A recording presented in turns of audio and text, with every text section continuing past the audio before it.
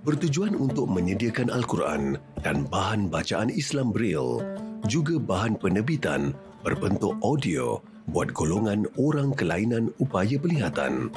Yayasan Al-Fitrah juga merupakan pertubuhan yang terlibat secara langsung dengan Kesatuan Antarabangsa Al-Quran Braille, International Union of Braille Quran, membantu memberi pendidikan dan kefahaman kepada komuniti orang kelainan upaya penglihatan tentang Al-Quran dan Islam. Menariknya, yang bertugas di sini juga terdiri daripada mereka yang OKU penglihatan.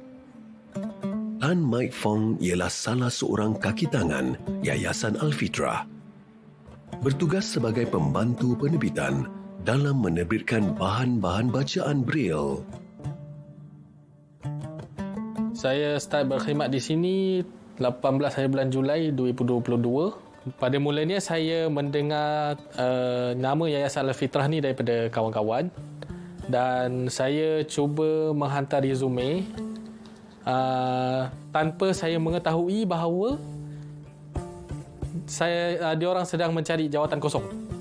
Jadi apa yang saya buat, saya tunggu, dan alhamdulillah pihak Al-Fitrah memanggil saya untuk bertemu bertuga, dan akhirnya saya terima di sinilah untuk berkhidmat di sini. Tugasan saya adalah untuk memastikan buku-buku Braille yang kita orang buat ni mematuhi standard format Braille.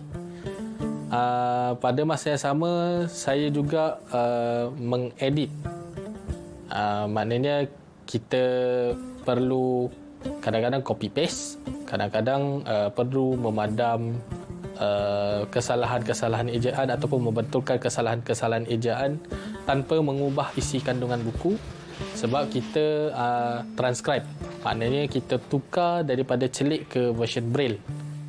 Kami menerbitkan buku-buku Braille berunsurkan Islamik, termasuk Al-Quran, kepada OKU penglihatan, tempatan dan antarabangsa. Mike seorang yang fokus pada kerja, sangat komited dan berwawasan.